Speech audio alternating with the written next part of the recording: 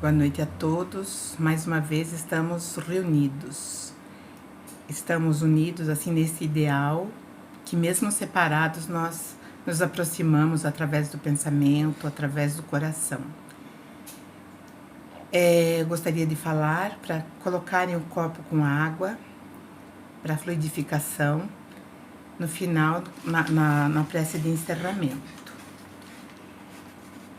Meus irmãos, a leitura da noite, que na verdade eu estou um pouquinho adiantada da noite, mas é para a noite, eu tirei do Pão Nosso.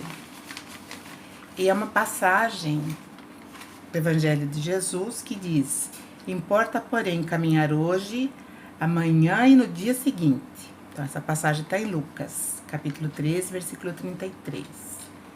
Então, Emmanuel nos traz, assim, esses preciosos ensinamentos que, na verdade, está muito ligado à nossa realidade hoje. Ele diz: importa seguir sempre em busca da edificação espiritual definitiva. Não é assim, alhures, talvez, é definitiva. Indispensável caminhar, vencendo obstáculos e sombras, transformando todas as dores e dificuldades em degraus de ascensão. Então, nós estamos tendo essa oportunidade de vencer esses obstáculos e transformar nessas sombras, essas dores, em degraus da nossa evolução. Continuando Emmanuel, traçando seu programa, referia-se Jesus à marcha na direção de Jerusalém, onde o esperava a derradeira glorificação pelo martírio. Podemos aplicar, porém, o ensinamento em nossas experiências incessantes no roteiro de Jerusalém dos nossos testemunhos redentores. É imprescindível, todavia, esclarecer a característica dessa jornada para a aquisição dos bens eternos. Acreditam muitos que caminhar é invadir as situações de evidência no mundo, conquistando posições de destaque, transitório ou trazendo as mais vastas expressões financeiras ao círculo pessoal. Entretanto, não é isso. Nesse particular, os chamados homens de rotina talvez detenham maiores probabilidades a seu favor. Eu entendo que ele fala que homens de rotina são aqueles que trabalham não visando a conquista, as posições de destaque transitório que ele citou no parágrafo anterior. Nesse particular, os chamados, eu já falei, né? Então, a personalidade dominante em situações efêmeras tem a marcha repleta de perigos, de responsabilidades complexas, de ameaças atrozes. A sensação de altura aumenta a sensação de queda. Quanto mais alto, maior é a queda. É preciso caminhar sempre, mas a jornada compete ao Espírito Eterno, no terreno das conquistas interiores, aquilo que nós vamos conquistar na nossa bagagem real, aquilo que realmente nós levaremos. Muitas vezes, certas criaturas que se presumem nos mais altos pontos da viagem para a sabedoria divina se encontram apenas paralisadas na contemplação dos fogos fatos, das coisas passageiras. Que ninguém se engane nas estações de falso repouso. Importa trabalhar, conhecer-se, iluminar-se e atender ao Cristo diariamente, para fixarmos a semelhante lição em nós mesmos. Temos nascido na terra, partilhando-lhe as lutas, gastando-lhe os corpos, e nela tornaremos a renascer. Importante essa lição, porque nós vivemos nesse momento, né, toda essa nova situação que nós estamos ainda nos adaptando, nós estamos nos situando dentro desse contexto novo, porque nós estamos em aprendizado. Não importa o cargo, não importa aonde você esteja na camada social, nós estamos hoje aprendendo uma nova lição. E Jesus falou mais uma coisa: porfiai, ou seja, esforcem-se para entrar pela porta estreita, pois muito tentarão, mas não conseguirão. Então, o que nós entendemos por porta estreita? Porta estreita é caminhar dentro de todos os conceitos que a doutrina do Cristo nos traz, que o Espiritismo nos traz, trabalharmos dentro desse contexto, no autoconhecimento e principalmente na lei do amor. Então, nesse momento que Jesus falou esse trecho, perguntaram para Jesus, alguns dos que estavam ouvindo perguntaram para Jesus se somente alguns poucos iriam se salvar. E ele respondeu que haveria o esforço, sim, teriam que se esforçar para entrar, porque ele diz que a porta estreita, digamos, ela exige, né, esse esforço para cada um, é individual. Então, quando Jesus coloca a porta estreita, então ele está remetendo também, né, a ideia de que nós teremos que passar cada um de cada vez. Então, é intransferível. Sou eu, é você. Então, somos nós que teremos que passar. E a porta estreita, nós sabemos que não é fácil. E Jesus sabia. Jesus sabia perfeitamente das dificuldades. Porque numa outra situação, Jesus explicando para os seus ouvintes e para os seus apóstolos, Jesus falou que, embora fosse muito difícil, que era para nós, né, os ouvintes, mantermos o ânimo, porque ele conseguiu, ele venceu, e nós também venceremos, e vamos vencer, né? Enquanto a porta larga é uma porta assim maravilhosa, né? Passa todo mundo, ela é cheia de facilidades, ela nos leva assim às sensações passageiras, ela faz com que nós sejamos seduzidos pelos bens passageiros, mas essa porta larga não nos eleva, não faz com que nós caminhemos, né, dentro do engrandecimento ou do crescimento espiritual, ou seja, a gente não se espiritualiza. Na porta larga não dá, não tem como. Jesus falou que a porta estreita poucos vão conseguir passar. Por que será? Por que será que poucos vão conseguir passar? Será que alguns somente serão, digamos assim, brindados em passar pela porta estreita? Por quê? Porque nós temos que mexer lá dentro do nosso ser, nós temos que mexer nas nossas entranhas, nós temos que banir de nós muitos atos, ações que não condizem com aquilo que Jesus falou, que é o amor ao próximo. O amor ao próximo está dentro da lei do amor. E nós não vamos poder entender o amor maior se nós não entendermos o menor, que é o amor ao próximo. E mais uma outra coisa, transformar tudo aquilo que nós trazemos ainda de outras experiências terrestres, que são as emoções, por exemplo, o egoísmo, a falta do olhar ao nosso semelhante, ou a falta de empatia, o julgamento, não se colocar no lugar do outro. Então isso dificulta muito essa passagem pela porta estreita. E tem um outro fator que eu digo que é um complicador na nossa caminhada, é que nós somos facilmente seduzidos por sensações, por emoções. Então, nós muitas vezes desprezamos o sentimento e ficamos apenas nas sensações. E as sensações também são fugazes, ou seja, elas passam muito rapidamente. Nós temos que olhar em todas as direções.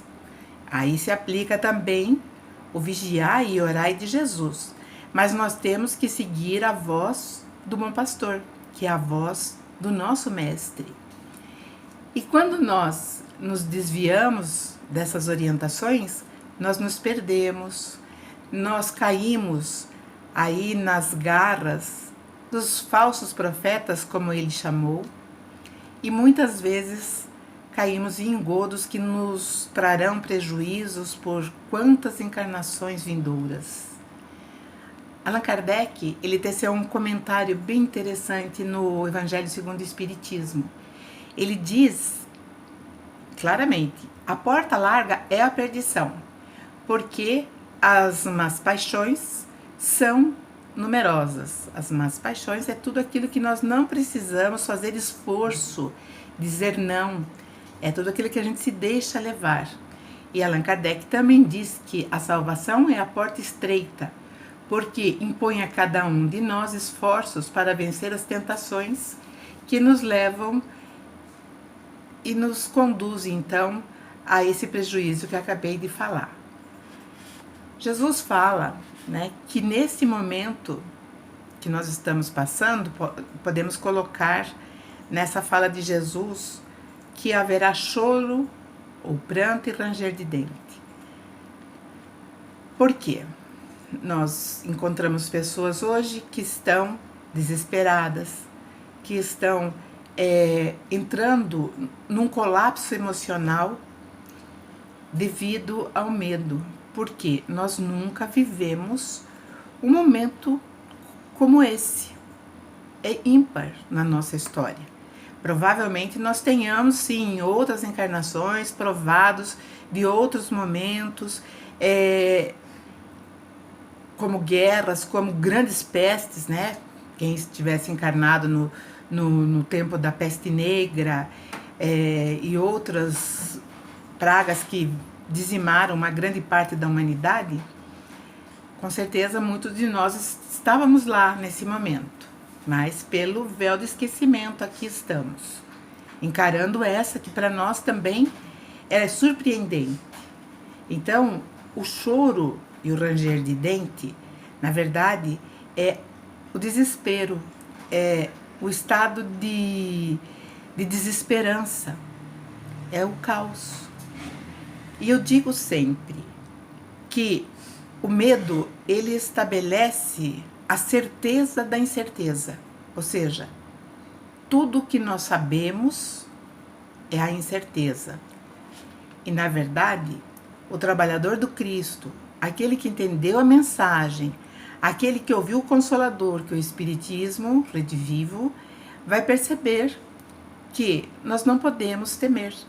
Nós não devemos ser medrosos diante das grandes situações, porque são nessas horas de embate que nós temos realmente como colocar à prova tudo aquilo que nós já aprendemos, que nós já vivenciamos em nosso íntimo, em nosso ser. Jesus falava assim que no dia, né, que isso, quando chegar o reino de Deus, depois que nós transpormos esses degraus da dificuldade, ele diz que virão pessoas de todo mundo, de todas as partes do mundo, para ocupar o lugar, a mesa do reino dos céus, ou do reino de Deus. Então, para a gente entender o que é participar dos lugares, a mesa do reino dos céus, é a aprovação da nossa moral, ou das nossas conquistas morais, que vão permitir que nós tenhamos condições de passar para um novo nível, para um novo momento de compreensão, para um novo momento de discernimento e também, assim como nós estamos fazendo agora, trabalharmos, sermos os tarefeiros, estarmos adiante, estarmos ao lado do Cristo, porque sempre haverá trabalho para auxiliar o próximo e sempre haverá trabalho para nos evoluirmos, para crescermos. Entendamos então que o reino de Deus, né, é a lei do amor, é fazer ao próximo aquilo que nós queremos que nos façam. Então, essa é a grande missão da humanidade. E eu estava aqui lendo, um pouquinho antes de estar gravando esse vídeo, e percebi que é muito fácil a missão da humanidade. É amar ao próximo, amar ao outro como a si mesmo. Então, Jesus estava falando todo esse discurso, elucidando toda a situação da humanidade, quando os fariseus chegaram para ele e falaram: foge, foge que Herodes Antipas quer te matar. Jesus falou assim para ele, dá um recado para ele. Ele chamou o Herodes até de raposa. Avisa essa raposa que eu não vou fugir, que eu vou ficar aqui, cumprir a minha missão. Olha que lindo, olha que maravilhoso esse texto de Jesus. Eu vou ficar aqui, eu não temo a morte. Eu vou cumprir a minha missão. Aí Jesus, então, mandou esse recado e olhou para os discípulos e para aqueles que estavam com ele e falou: sim, hoje, amanhã e depois de amanhã eu estarei trabalhando até realizar o meu propósito. Jesus falou de uma forma diferente. Ele falou: e no terceiro dia realizarei o meu propósito. Então, o que me chama a atenção é que nós estamos vivendo o hoje. E não adianta o medo, não adianta o desespero, porque nós estaremos aqui hoje, amanhã e depois de amanhã. E o depois de amanhã é um outro ciclo, é um outro momento. E aí sim, nós estaremos aptos para realizar o nosso propósito. Então, meus irmãos, essa mensagem de Jesus vem refrigerar, né, a nossa alma, o nosso coração, nos dando alento, nos dando a certeza e a alegria de que nós estamos vivendo nesse momento. E nós estamos vivendo com união. E a prova disso é que mesmo isolados, nós nos ligamos, estamos aqui. Então esse amor é que nos enche, esse amor nos invade. E quando esse amor nos invade, quando nós estamos sentindo esse sentimento no nosso coração, nós estamos vivendo todos nós dentro do amor do Cristo. E Ele está entre nós. Ele está entre nós porque nós queremos, porque nós agimos, porque nós aqui estamos realizando aquilo que nós nos propusemos. Eu fico muito feliz de estar com vocês. Certamente vai chegar um momento em que nos veremos, nos abraçaremos, faremos uma festa sim de alegria, mas nós não estivemos separados nem um só dia. Nós estivemos juntos, no mesmo ideal, focados naquilo que realizamos dentro da seara do Cristo, que é a nossa casa, o Consolador, em todos os trabalhos, sabendo que as equipes espirituais, talvez com um trabalho redobrado, estão atendendo a todos aqueles que ali vão.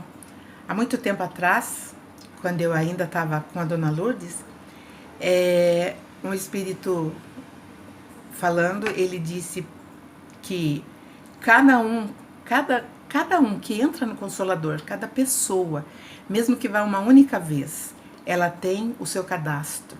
Ela tem o seu cadastro no mundo espiritual. E ela vai estar sempre sendo olhada por esses tarefeiros de Jesus. Isso não é maravilhoso? E nós fazemos parte disso? Então, meus irmãos, vamos seguir em frente, com alegria, sabendo que a nossa alegria diminui toda a tensão da atmosfera da Terra, ajuda em toda a energia, o magnetismo. E vamos amar o nosso planeta, que é a nossa escola, que é o nosso hospital e principalmente é o planeta azul que nos abrigou na nossa evolução. Então agora nós vamos fazer a nossa vibração. Acredito que vocês já tenham colocado o copo com água para ser fluidificada. E assim nós vamos cerrando os nossos olhos, nos envolvendo intensamente nesse amor. Vamos visualizando uma luz intensa como um manto azulado envolvendo.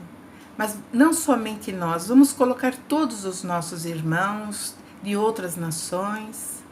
E nesse momento nós somos apenas um. E Jesus nos abraça, nos trazendo o bálsamo que necessitamos. E todos juntos num só coração. Nós vamos dizer, Jesus, permaneça conosco. Fica conosco, Mestre, porque nós te queremos. Assim decidimos e assim faremos. E assim realizaremos. Que a tua luz, Jesus, possa envolver todos os trabalhos da nossa casa, de segunda a segunda, envolvendo todos aqueles que nos procuram e que ali estão em tratamento espiritual, tratamento físico. Nesse momento, Jesus, eu peço por todos os assistidos na quinta-feira, todos aqueles que estão ainda num processo de angústia muito grande, se sentindo abandonados, se sentindo sozinhos, muitos não acreditando no valor da sua própria vida. Envolva, Mestre, aqueles que estão enfermos do corpo físico e também do seu emocional. Ilumina essas mentes, ilumina todos aqueles que recebem o tratamento à distância, envolva todos aqueles que ele vão levando também através do seu amor, essa luz até o ente querido. Fortaleça, Jesus, o Consolador, que nesse momento nós possamos visualizar o Consolador brilhando intensamente. E essa luz intensa, ela percorre por todos os quadrantes e ela vai se espalhando e vai chegando em cada um de nós, que somos os seus braços, que somos as suas veias. Jesus abençoa todos os tarefeiros, todos aqueles que se dedicam no auxílio ao próximo. Fortaleça, Mestre querido, todos os nossos familiares, todos aqueles que nós sabemos neste momento estarem necessitados. Que chegue até lá a consolação, que chegue até lá a suavidade, Jesus, a serenidade. E assim, Mestre, nós vamos ainda vibrando por todos os líderes do mundo, por todos os governantes. Que todos nesse momento possam se enxergar como irmãos, não como potências. Que todos possam olhar para o povo e realmente fazer os projetos para que sejam beneficiados, porque neste momento, Jesus, todos somos necessitados. Que o nosso Brasil seja iluminado pelo nosso anjo protetor, Ismael. Que os governantes possam também receber as diretrizes, sentindo as intuições dos espíritos superiores. Fortaleça, Jesus, todos os lares, principalmente aqueles que estão em desajuste. Possa envolver todos os jovens, todas as crianças que estão chegando no início de um novo aprendizado, no mundo já, com muitas mudanças. Envolva aqueles que estão partindo, que também possam ser acolhidos, recebidos, e assim também se prepararem para num momento, no futuro, retornarem. E assim nós vamos trabalhando e trilhando na lei do progresso do nosso Pai Maior. Envolva, Jesus, todos os nossos irmãos em humanidade. Envolva, Jesus, tudo à nossa volta e que nós sejamos representantes da Tua luz. E pedimos ainda que a espiritualidade maior nesse momento possa trazer a fluidificação das águas, colocando nessa água tudo aquilo que necessitamos, fisicamente, emocionalmente e espiritualmente. E te agradecemos, Mestre, por mais essa oportunidade. E que nosso Pai Celestial, que é todo poder e bondade, nos ampare hoje e sempre. Que assim seja. Graças a Deus. Boa noite a todos. Que nós tenhamos, assim, um novo despertar e que estejamos reunidos, ou na casa Espírito Consolador, ou aqui através desse instrumento maravilhoso que é a internet. Obrigado, um beijo a todos vocês. Fiquem com Deus.